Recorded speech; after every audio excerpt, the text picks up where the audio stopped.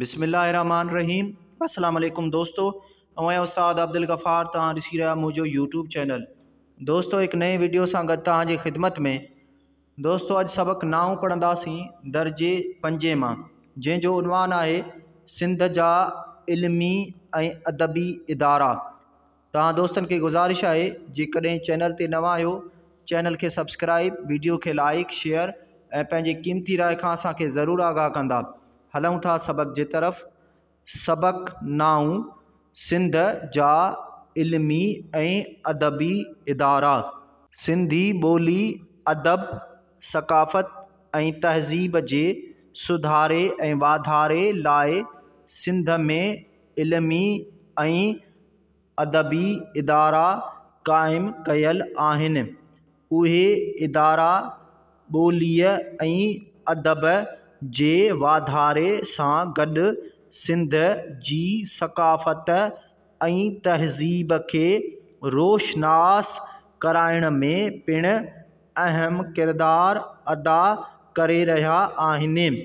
तिन मां कुझु इदारा ही आहिनि: सिंधी अदबी बोर्ड। सिंधी अदबी बोर्ड सिंध जो तारीख़ी, इल्मी ऐं अदबी इदारो आहे। ही इदारो ॼामशोरे में आहे।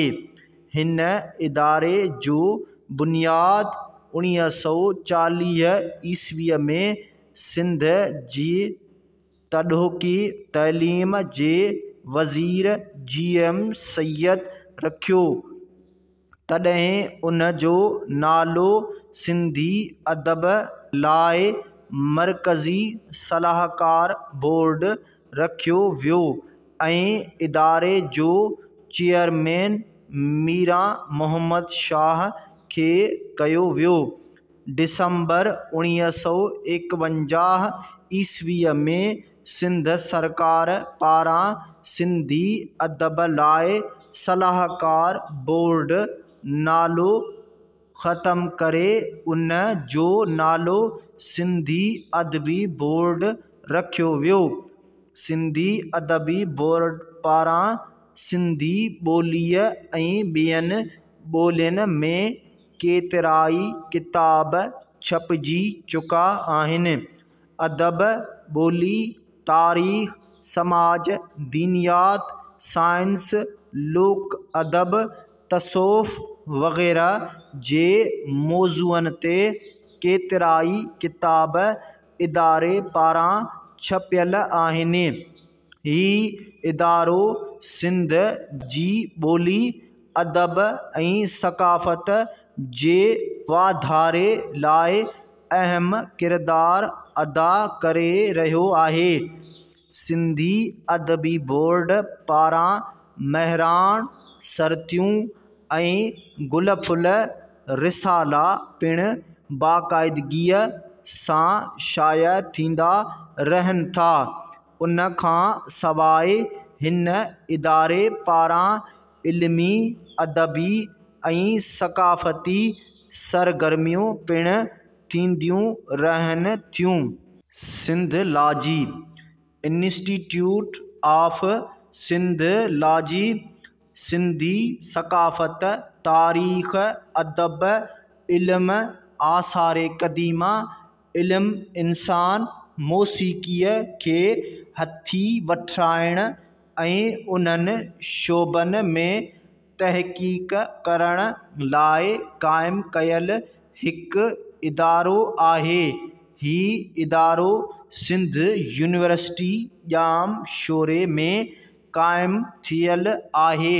हिन इदारे जी शुरूआति 20 डिसंबर 1962 ईस्वीअ में सिंध यूनिवर्सिटी एल्सा काज़ी कैंपस हैदराबाद खां कई वई।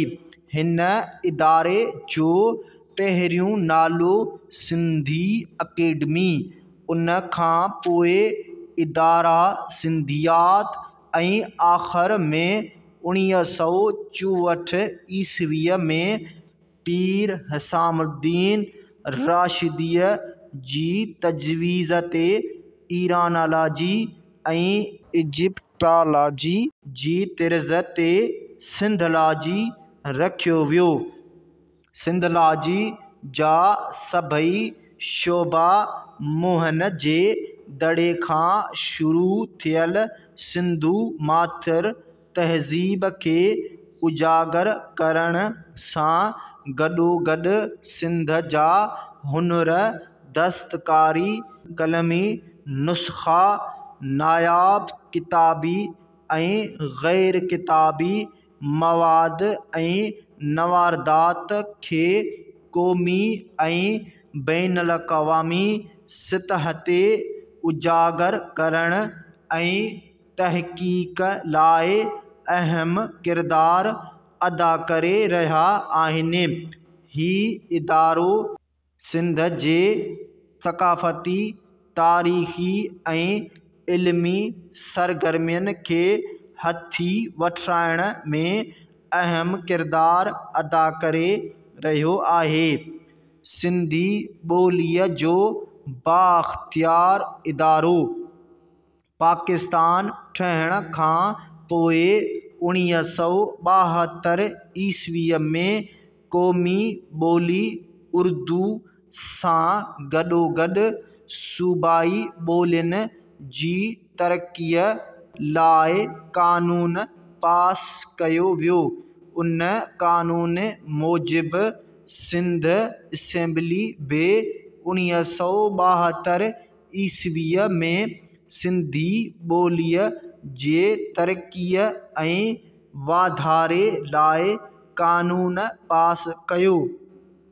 उन में तरमीम करे फेबरवरी 1991 ईस्वीअ ते सिंधी लैंग्वेज अथॉरिटी खे जोड़ियो वियो, जंहिंखे असीं सिंधी ॿोलीअ जो बाइख़्तियार इदारो बि चवंदा आहियूं। हीउ इदारो हैदराबाद सिंध में आहे।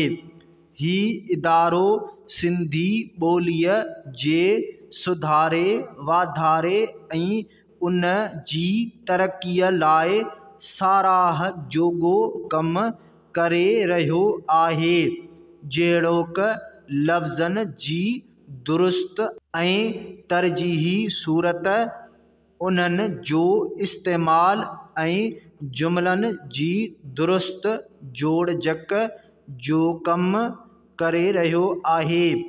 ग्रामर ऐं लुग़तनि जी छपाईअ में पाण मोखण जहिड़ो कमु सरअंजाम ॾेई रहियो आहे।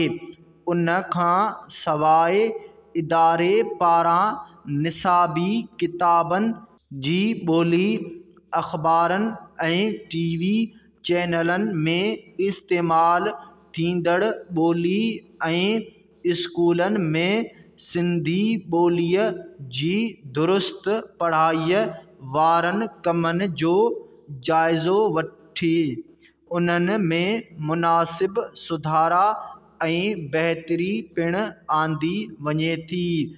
सिंधी ॿोलीअ जे बाइख़्तियार इदारे पारां ॿोलीअ ऐं अदब जे वाधारे लाइ मुख़्तलिफ़ सेमिनार ऐं मुहक़क़नि पारां लेक्चर प्रोग्राम पिणु कराया वञनि था। इदारे पारां ॿोली, अदब, तारीख़, जाग्राफ़ी, ज़राइत ऐं माहौलियात वग़ैरह जे मौज़ूअनि ते केतिराई किताब छपियल आहिनि। उन खां सवाइ घण मौज़ूआती किताबनि जे इशाइत जो सिलसिलो इनसाइक्लोपीडिया सिंधियाना जे नाले सां पिणु जारी आहे, जंहिं में इनसाइक्लोपीडिया जा केतिराई जुल्द छपिजी चुका आहिनि। इदारे पारां टिमाही तहक़ीक़ी जर्नल सिंधी ॿोली जे नाले सां छपिजे थो, जंहिं में सिंधी ॿोली, अदब, तारीख़, तइलीम, सक़ाफ़त, तहज़ीब ऐं फ़लसफ़े वग़ैरह ते मुश्तमिल तहक़ीक़ी मक़ाला लिखियल हूंदा आहिनि।